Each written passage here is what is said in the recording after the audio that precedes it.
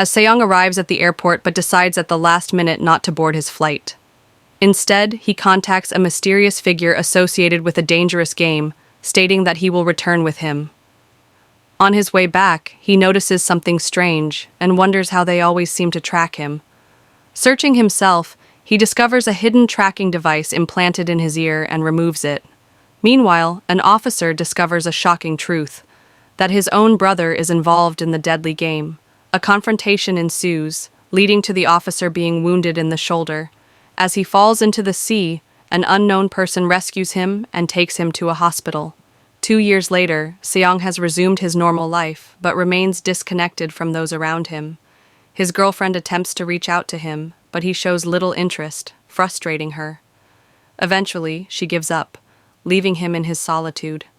Meanwhile, the officer, now back on duty, investigates the location of the mysterious game, but finds no concrete evidence. Though he suspects his brother's involvement, he keeps this information to himself. At night, Seong has recurring dreams of confronting the faceless mastermind behind the game. In his dreams, he succeeds in stopping them, but upon waking, he realizes he is still searching for those responsible. Determined, he begins hunting for a loan shark rumored to have connections to the game. After 2 years of searching, Seong finally gets a lead. A group of informants mentions a well-dressed man, known for challenging people to games in exchange for mysterious cards. Seong's team spreads out across the country in search of this man, but for a long time, they find nothing. Just when hope is fading, one of them finally spots someone matching the description and sends a photo to Seong. He orders his team to follow the man. The suspect buys lottery tickets and shares them with a group, but when they lose, he quickly vanishes into the crowd. Seong attempts to pursue him, but gets delayed by the police for a minor traffic violation. Meanwhile, the mysterious man enters a secluded area, and despite their efforts, Seong and his team lose track of him. Elsewhere, a man named Hyung struggles with guilt over an event from his past. He finds himself kidnapped by unknown figures and is forced to play a deadly game. When he loses, his fate is sealed. The captors soon realize that Seong was the one who sent people after them. Back at his hotel, Seong returns to find the mysterious man waiting for him. The man warns him about the dangers of the game, insisting that Seong is nothing more than a pawn in a much bigger scheme. He offers Seong a chance to play a game involving a gun, but each time he pulls the trigger, nothing happens. Eventually, the man takes his own life, leaving Seong in shock.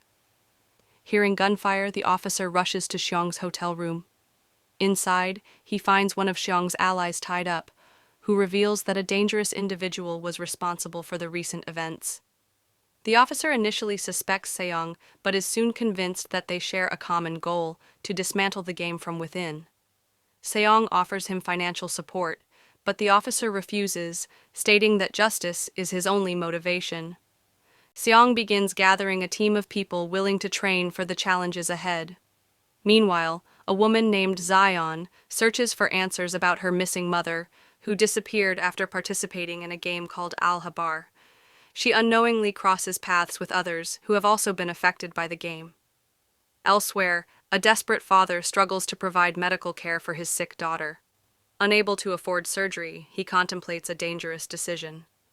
Meanwhile, Seong receives an invitation, an all-too-familiar game card, leading him closer to the truth. Determined to uncover the masterminds behind the game, Seong willingly places a tracking device in his own ear to assist the officer in locating him. He then prepares for the next phase, gathering his allies and setting their plan into motion. As the game begins, players are transported to a remote location where they are forced into a series of brutal competitions. Seong quickly realizes that this time he is not merely a player, he has been assigned a different role within the game. He struggles to adapt, watching as desperate individuals risk everything for the ultimate prize. Back on the outside, the officer follows the tracker's signal, reaching an isolated island. However, he soon realizes that the game organizers have anticipated this and have discarded the device, rendering his efforts futile. Seong understands he is now truly on his own. Inside the game, the competition becomes more intense. Seong tries to warn the others, but many dismiss him, believing they can outsmart the system. Chaos erupts as one of the challenges turns deadly. A reckless move by a player causes panic, leading to devastating consequences. Seong attempts to guide the remaining participants, but the situation spirals out of control. The game's overseers watch everything unfold from behind the scenes, monitoring the contestants' every move. Meanwhile, the officer continues his investigation, determined to put an end to the deadly operation. As tensions rise, alliances form and break apart. Contestants face moral dilemmas, questioning their choices and whether survival is truly worth the cost.